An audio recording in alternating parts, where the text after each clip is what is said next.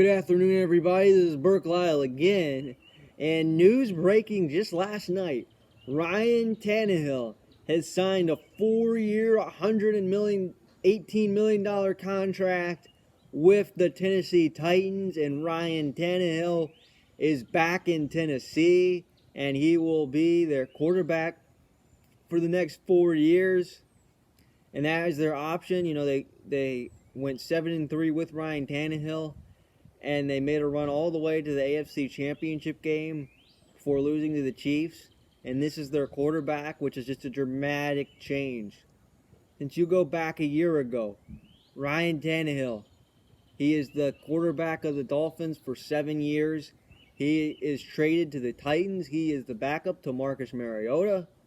And all of a sudden, a team like the Dolphins, who, again, we thought would be the worst team in the NFL last year, and they might have been done better than expected. They actually tried. They tried to win games in the way they tried to, and it resulted in a 5-win season, okay? But Ryan Tannehill, who would have ever guessed that Tannehill would beat quarterbacks like Tom Brady and Lamar Jackson in the playoffs, and would go all the way to the AFC Championship game, especially the way they were, say, in mid-October. This is hard to believe. I was not expecting that as well. So again, the figure is 4 years, $118 million a year, so he'll be making almost $30 million a year, which again, I will get to that later on. I will go deep dive into this in just a minute, but in my opinion, that is way too much money. He is not worth that much money. It is just based on what he did, and that about 10-game sample size. Okay, so also good news for the Titans, and we might go into more detail about this in a later video where we talk franchise tag. Derrick Henry will be back as of right now, so he is franchise tagged. So that means he will, as of right now, will return to the Titans. So again, they're bringing back kind of their core offensive group from last year and what got them into the playoffs. Okay, so Ryan Tannehill last year, in 12 games, he had 10 starts. So he was 201 for 286. That's a 70% completion percentage, one of the league leaders. Threw for 2,742 yards, 22 touchdowns, 6 interceptions, 9.8 yards attempt, which led the NFL. His passer rating is 117.5, which led the NFL. Okay, so would you have ever guessed? And at the beginning of the season, Ryan Tannehill would lead the league in passer rating? No, I would have thought no chance whatsoever. I did not think that. If you would have asked me, say, last October when I was talking playoff baseball, say right around the time with the Nationals run, would have asked me about Ryan Tannehill, there would have been much to say. You know, it was basically the backup quarterback and Marcus Mariota, which I read numerous articles in The Athletic. I was given a 5th opportunity and didn't succeed in time 5. It was Tannehill's team, and boom. They went from, a mediocre to I don't know how good they are in the middle of the year to all the way to the AFC Championship game. And Tannehill's a big part of that. He's not the only reason, but he's definitely a big part of this. I mean, think about it. So if this were a full season, he would throw for just about 4,000 yards, just shy of that, about 12 yards short, 32 touchdowns, and 9 interceptions. Okay, so again, 32 touchdowns. That's very good. 9 interceptions, that's not very many. 4,000 yards in today's day and age, I mean, it varies from system to system. I mean, think about the system they're in, that is quite good, where, like Tom Brady threw for 4,000 yards, and not very good 4,000 yards last year, where Tannehill threw for a very efficient, would have been 4,000 yards, and didn't, see the way he did, like, you think about guys like Jameis Winston, or whoever, he didn't have to throw for 5,000 yards. He wasn't forced to do that, like what Drew Brees was with the Saints kind of in the middle of this past decade. All he had to do was just make the plays he needed to, and he did just that. And also Tannehill, which again, you think about this season, his best seasons were 2014 and 15. I think 14, 15, and 16 were kind of his best years in the league. He threw for 4,000 yards in 2014, 27 touchdowns, 12 interceptions.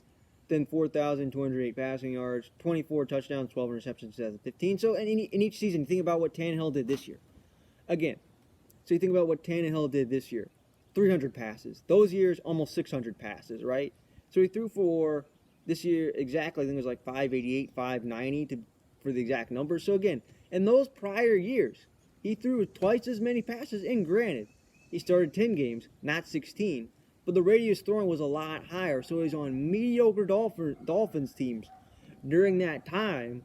And look, Ryan Tannehill is not the type of QB that you should ask to throw the ball 600 times. Right? He's not that type of quarterback. 600 times, 4,000 yards. Not very good. But then again, 300 times, again, so he started 10 games, so at the end of the day, he probably throws, I don't know, somewhere around 400 passes. So again, he's not, I don't think he's the type of quarterback, so the amount of money you're paying him, $30 million a year, I don't think he's the type of quarterback that can, and granted, go to those playoff games, right? Go to those playoff games. He threw for less than 100 yards and 15 attempts in each of those. He did not have to do much at all. He hardly did anything. I mean, granted, against the Titans, he made a nice 50-yard touchdown pass, okay? And then against the Patriots, made a clutch third down throw or whatever in the fourth quarter, right? Okay, so Tannehill only plays. But again, think about it. And there's another reason why again, he's throwing for 4,000. That's a 4,000-yard season. You have Derrick Henry. You have the best running back in the NFL. You gave the ball to Derrick Henry 30-plus times in each of those playoff games, and he rushed for almost 200 yards in each of them, 108, I think 190 something. Okay, so Derrick Henry was spectacular in the playoffs. When Tannehill actually had to throw the ball against the Chiefs, and Derrick Henry wasn't the same player, he couldn't beat it. He couldn't beat Mahomes. Okay, so yes, he's not as, well, Tom Brady. I think he is as good and better than Tom Brady right now. Again, and right? Lamar Jackson, no one's as good as Lamar Jackson. They just, in that game, they forced a lot of turnovers. The Ravens made too many mistakes. Whatever. The Ravens, if they would have done things right, they would have won. And again, against the Chiefs, you can't beat Patrick Mahomes. We've seen that. That is why the Chiefs are Super Bowl champions. Right? So you think about things like that, right? So Tannehill is I don't know where to rank him. Is he a top 5 quarterback? I don't know. Top 10, you could say that. Again, if you've asked, is he going to make $30 million at the end of last year? No way. No way that was going to happen. It would have just been impossible. Right? And think about this. So this is kind of right after he kind of had that peak. So in 2016, it looked like he'd be leading the Dolphins to the playoffs. And he played in just 24 games from 2016 through 2018, missed the final 3 games of 2016, had a knee injury, and all of 2017 with that same knee. So again, it looked like, if you'd have asked me, late in 2016, kind of about 3/4 of the way through, you just said, yes, he is their quarterback. He is going to work for them. And then he has these injuries. So again, you think about these quarterbacks that play in 200 consecutive games, that go years and years on end without missing games. And then someone like Tannehill misses an entire year and has injury history, right? So again, what is Ryan Tannehill? Well, again, he came in the league in 2012 as a quarterback, not fully polished quarterback at Texas A&M. He was a receiver at Texas A&M for a lot of his time there. Sorry, I got distracted, and these bugs have been distracting. I apologize. So again, at Texas A&M, he was a receiver a lot of the time, and then he became a quarterback, right? The Dolphins liked him. And he had his moments. But again, he is not the carry the team type quarterback, right? So he can throw for 4,000 yards, and he can throw 30 touchdown passes. Yes, I think he is capable of that. That is what he has shown in kind of his maximum years. And what he did this year, and granted, his completion percentage was lower in 2014-15, is he threw about at a much higher rate. So again, don't ask him to throw the ball 600 times a year. He's not that type of quarterback. So don't ask him to throw 40 times a game. Ask him to throw 25 times a game. Something like that. That is a lot more reasonable for someone like a Ryan Tannehill type. Can he throw for 4,000 yards? Yes. Can he throw for 30 touchdowns? Yes. I think he can. I think he can put up Pro Bowl type numbers. I think when he's at his best, I think he's a borderline Pro Bowl quarterback. So again, there's 6 Pro Bowl quarterbacks every year, and granted, many times when a quarterback makes it to the Super Bowl, there's extra. So again, is he a top 10 quarterback in this league? That's kind of the borderline. Yes, I think he is. Certainly as of right now, and I think he's shown at times. But again, Just kind of that stretch. And again, it was time for him to move on from Miami. And so based on what was going on, his prior track record, being, I guess, a good, solid NFL quarterback, and the small sample size of 2019, that was barely over half a season. That is too much money. You should not be making $28 million a year.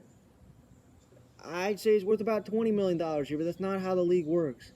That's not how it works. That is not his value. If they would have said, hey, here's a $20 million contract, said, okay, here's 4 years, $80 million, like maybe somewhere around the Nick Foles territory. Some other team can say, hey, do you want $100 million? And you can just go and take it. Exactly. So that's what they had to pay, right? That's what they had. They had to do that in order to keep him around. It's what the Titans believe. And they have every right to believe it. Is what happened last year is not a fluke. What went on with Derrick Henry, and granted, he was so good. He helped out Tannehill a lot. If you just take away Derrick Henry, the Titans are not going to make it to the playoffs. The Titans are in the playoffs. It took a lot for them to make it to the playoffs last year. Right? And if they were 8-8, they would have lost one extra game like they should have lost to the Chiefs in week 10 or whatever, and they lose to the Chiefs and they're 8-8 and they don't make it to the playoffs. Are you giving Tannehill this much money? I mean, again, you're paying Tannehill for what Derrick Henry did in that playoff game where you didn't really need Ryan Tannehill that much in those playoff games. Sure, he made plays and maybe didn't need to do much. But if they lose to the Patriots, is Tannehill getting this much money? No. Right? It's not just Tannehill. It's the defense that made plays against the Ravens and the Patriots. It is Derrick Henry more than ever. He was the reason why they got in the playoffs. I think he is the most important part of the team and not Tannehill. Now, granted, here's another factor. And I will get to this in a minute. Offense was so much better with Ryan Tannehill. So again, are they making the right decision? Is this the right decision? Well, this is what Joe Rexrode from The Athletic, who talks about the Titans, said. So this is kind of interesting. So his passer rating was the 4th highest in NFL history. And I did this with 286 or more attempts. So it's the 4th highest in NFL history. So, again, this is one of the great seasons in NFL history. Forget about, he didn't throw for 5,000 yards. He didn't throw for 40 touchdowns. That's since he didn't need to. I mean, think about the attempts he threw, right? So, again, think about this. I just want to mention this. He threw 286 attempts, 22 touchdowns. So let's say he throws 600 attempts, right? So his touchdown rate is significantly higher than what it was in 2014 and 2015 when he threw twice as many passing attempts, right? So if you put this in a full season, this is like 45-something touchdowns. I mean, that's something. So carrying it all over, that's a lot of touchdowns. And get this, his yards per attempt led the NFL. So that's what we're getting at numbers like that, right? So again, when you think about that, his passer rating with 286 or more attempts, it is behind. And think about this list right now. 2011 Aaron Rodgers, that team was 15-1. Rodgers dominated that year. 2004 Peyton Manning threw for 49 touchdowns, was the NFL record until Tom Brady broke it. And 2016, 13 Nick Foles, who led their team to the playoffs and threw 7 touchdowns in one game during that season, right? That's one of the greatest seasons by a quarterback in NFL history, right? And he is right in front of 2007 Tom Brady, 50 touchdowns, 2007 Patriots, Randy Moss, Wes Welker, 16-0, 18-1 team, and 2016 Matt Ryan, who led the Falcons to the Super Bowl, and where they should have won it, right?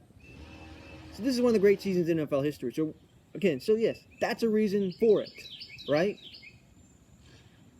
And again, you talk about he was a receiver at Texas A&M, and then injuries in Miami ended his time. So you think about his coaches, Arthur Smith compared to Adam Gase. Well, really, Arthur Smith is leading him and coaching him in offense, right? Well, on the other side, right there, I mean, maybe you compare coaches. So again, in Miami, is he in the right situation in Miami? That's an interesting question. I don't know. Since, yes, he had the injuries, but again, he flourished more in this current system and just the injuries. And, yes, I think there was, just again, I think when he started out, he went through a coaching change, and then Adam Gase was fired. So he went through multiple head coaches in Miami. That's a fact. Technically 3 if you want to count the interim. And at Texas A&M, he was a wide receiver. Could have transferred and played quarterback elsewhere. So again, he did not have his current role. His role changed over time. Right? So again, and yes, you're taking a risk. This is absolutely a risk. Whatsoever, right? This is a big time risk. And you heard all these rumors of Tom Brady to the Titans. We will get to that next. We'll get to Tom Brady next, right? So you're thinking about him. Who's better long term or short term? So you're talking about who would you rather have down the stretch in the last second half of the season, Tom Brady or Ryan Tannehill? It's not even close. It is Ryan Tannehill. It's not even close. And think about age, they're 11 years apart. Ryan Tannehill's a lot more athletic, is a lot more efficient, and will be around a lot longer. Right? So think about that for a moment. Tom Brady in Tennessee, sure, he would have come to Tennessee, and this was mentioned in one of the Athletic articles. And yeah, they would have sold extra tickets. It would have been a big deal. It would have been the talk of the NFL. Tom Brady's in Tennessee, right? And then you know what happens? He's around for 2 years, and who the heck is your quarterback? Well, if Ryan Tannehill, he's 31, going to be 32. Let's say he plays well for all those 4 years. Maybe they make it to a Super Bowl. I mean, I'm not saying they will, but what the Titans are trying to do is they think, okay, this is what happened last year. Let's carry it over. We're a Super Bowl caliber team. That's who we are. We're going to do this for a full year, and we're going to win a Super Bowl in Nashville. Like, that's their goal right now. That's what they think they can do. They think, can we make the playoffs? Now it's, can we make it to and win a Super Bowl? And that's what they're going for right now. And if they want to do that, the Titans, that is why they've chosen Ryan Tannehill as their long-term option. This is 4 years. Right? So, yes, if you're talking about right now, like what you saw in the last second half of the season, it's Ryan Tannehill. Talk about who you want as your quarterback, and let's say Tannehill can keep it going in 3 or 4 years, it's Ryan Tannehill. So this is what they have chosen to do. They trust in Ryan Tannehill. This is their quarterback, and this is who they're sticking with. Okay. So now, this is from John Glennon of The Athletic, who also writes for the Titans. So here's an interesting stat I want to get to. The Titans scored 30 points a game with Ryan Tannehill as the QB, and only 16 with Marcus Mariota. So what you're saying is, that's twice as many points. Their offense is so much better. So, again, make the argument right now. As I just said earlier, a few minutes ago. Look at what Ryan Tannehill did in the playoffs. He didn't do anything. It was all Derrick Henry in games they won. And when he actually had to play, actually had to throw a lot, they were nowhere close to being the Chiefs, okay? Is Tannehill really that good? Look at his track record. Is he really that good? He hasn't put together that good of a track record, right? Think about that. It was Derrick Henry. Think about the current situation right now. Think about this. You score twice as many points with Ryan Tannehill than you do with Marcus Mariota. Twice as many points. Think about that for a second. Your offense doubles in efficiency and scoring. That's why you bring back Ryan Tannehill. You went to the conference championship game. That's why you bring back Ryan Tannehill. You went from what kind of team is this to one of the better teams in the AFC down the stretch, and now you believe you can win a Super Bowl. And here's a quote from Adam Archuleta from NFL and CBS. Everything is just kind of fit under Tannehill, Archuleta said. Everybody thinks so much about chemistry. Everybody's trying to find chemistry in their locker room and getting their guys together. This is the best chemistry the Titans have had in so many years, especially at the quarterback. Okay, quarterback position. So that's what Archuleta just said, and I think he's right. So to think about it, this guy leads you this guy is a big reason why you go to the conference championship game. I think Derrick Henry's the number one reason, but Tannehill's a close second, right? So when you have factors like that, you have chemistry, right? Maybe the guys really liked Tannehill and enjoyed winning with him. I'm sure it was fun to be a part of that, right? And going to the conference championship game. That's a lot of fun, right? And again, so you want to keep that together. You don't want to get rid of that. You don't want to disrupt that, right? And then another thing, what if you bring in someone like Tom Brady? Maybe the chemistry is completely different. You think about his personality. Yes, they're used to in New England, and sure, Mike Vrabel knows the Patriot way.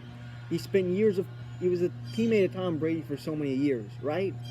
But then again, you think about the other guys playing with Tom Brady. So different. Maybe his presence is disturbing. Maybe there's chemistry issues, and it's short term. What is it like knowing that you might only have a quarterback for a year or two, and then you may have a whole nother quarterback, right? Where do you know you have Tannehill for 4 years? It's steadiness. It's stability. It's long term. All right. So, at the top of the list, you can talk about arguments against bringing Tannehill back.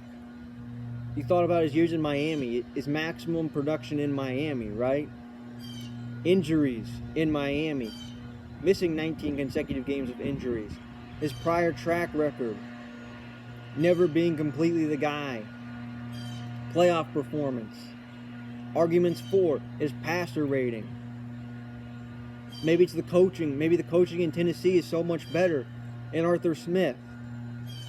And here's the biggest one, I think. Points per game with Tannehill and with Mariota. It's not even close. It's not even close, right? So again, you say, do you bring back Ryan Tannehill? And what I'm saying is, number one, it's too much money. But again, here's $80 million. Someone else says, here's $100. Who do you think he's going to pick, right? Do you think he's going to take less money to the Titans? I don't know. We had to do that to keep him around. And it's a risk, yes, but you have to take risks. I mean, do you want to bring in Tom Brady for 2 years? And then who the heck is your quarterback after that? No. What worked and what they thought worked in the second half is going to work again. And if they make a mistake, and when you take risks, it can either be like, yes, it worked. It worked tremendously. Or you can say, no, this failed. It didn't work. We thought it would. So, again, they are taking a risk. But again, you weigh the arguments for and you weigh the arguments against. I think the positive far outweighs the negative. This is something you have to do. I think this is your best option at quarterback in the long term. I mean, you could bring in somebody like Jameis Winston or Phillip Rivers. Sure, you could. But this is your long-term option. This is who you're sticking with. And this is what's going to happen. And we will see how this works and what happens with the process. But again, so I'm going to ask this as I leave. Are the Titans making the right decision? Do I support their decision? I'm going to say yes. I think they're doing what they think the best decision is. Now we can check back at this decision in 1 or 2 or 3 or 4 years, and we'll see how this works. They are taking a risk, and they are taking the risk what they think is their best option to make it to and win a Super Bowl. And the Titans believe they'll win a Super Bowl with Ryan Tannehill as their quarterback. So thank you for listening to this episode. And up next, we will talk about Tom Brady